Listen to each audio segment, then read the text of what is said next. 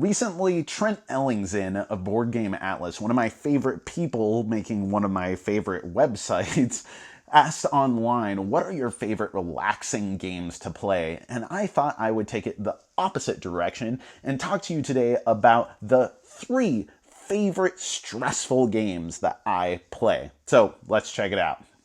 So the first type of stressful game that I love is generally an abstract game. It's the noose that's tightening around you. And while I could have easily gone with something like Santorini or Medina or even Tiny Towns has a lot of this, for my money, there's no better than going with Sagrada, which is the snare that is constantly just pulling a little bit tighter around you. You see, Sagrada is a game where you have a lot of initial freedom and you feel like, hey, this is an easy, light, friendly game that you can just put your dice in and work on your nice little stained glass window. But no, as you get closer and closer to the end, you realize how restrictive of a game it is, and you understand fully what you should have done miles ago. And it's not because of the luck of the draw, it's because of the decisions that you made. Sure, there's random elements. You're dealing with dice and you're dealing with drawing dice from a bag.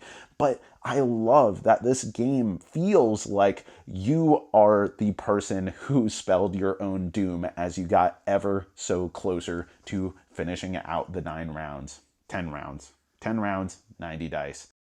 Now, how could I talk about stressful games if I'm not also talking about real-time games? Because there's a certain panic with knowing that things are happening just as fast as you can make them happen, or as fast as your opponent or partner can make them happen. Now, I definitely thought about Captain Sonar here, or one of my absolute favorites is Space Cadets Dice Duel, but the recent Pandemic Rapid Response is one of the best real-time games that I have played. And part of this is the cooperative nature. Instead of those games where you're playing in team versus team, this one you are all working in unison, but you're not doing it at the same time. You're taking your turn just as fast as you can until you can hand off the turn to the next player, who is going to make use of what you've set up for them, and you just continue going on in a cycle as things are going horribly awry. And it's especially good if you ratchet up the panic with the crisis type cards that come up that have round lasting effects or immediate effects that are going to disrupt everything. And there's a certain panic and beautiful stress that comes out of dice chucking everywhere, rolling on the floor because someone was trying to roll them as fast as possible, and inevitably that was going to happen. But that has strategic repercussions because, oh God, things are happening in only 2-minute intervals and we're about to run out of 2-minute tokens. And Pandemic Rapid Response scales extremely well at 2 to 4 players, and it is fully cooperative, so it's going to get to the table so much more often than the other 2 that I mentioned, which are indeed fun and good alternatives. But if I'm looking for a great real-time game that I can introduce almost to anyone, it is Pandemic Rapid Response. Then finally, there is the tactical. You know, I have talked about my love for Kemet. I've talked about my love for Game of Thrones.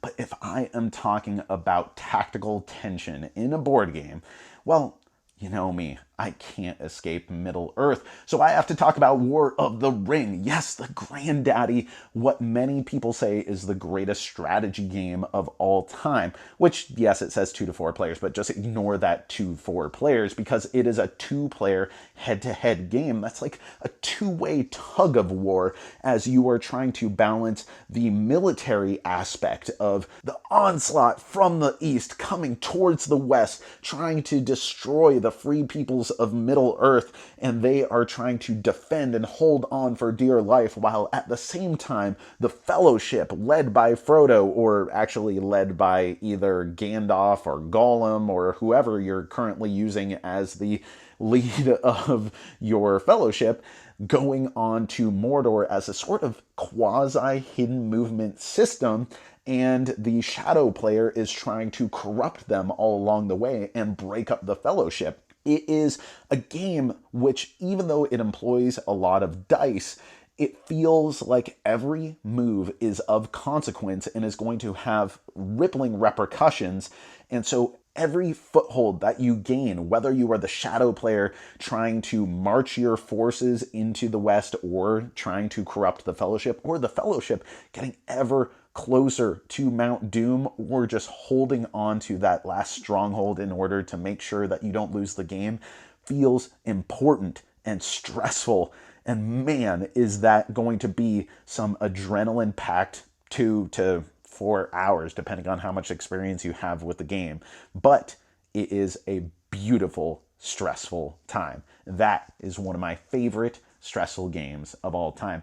But that isn't the extent of the tactical, real-time, or abstract strategy sort of stress that's out there. And it's not the extent of the type of stressful board games in general. So I want to hear from you. What are some of your favorite stressful board games and why? Let us know in the comments below, especially if you're Trent and watching this, because everyone cares about what you have to say. You're the Board Game Atlas guy. So also go check out that website while you're at it. He is a good guy and he's doing interesting stuff over there. And that's going to do it for today. Thank you so much for watching. I've been Jack for the Cardboard Herald. If you enjoyed this video, we have all kinds of other reviews, interviews, and recommendations via writing, podcast, and video here on our channel and website cardboardherald.com. Our content is audience supported, so if you want to show your support, please visit our Patreon. Thank you so much for watching. This has been the Cardboard Herald.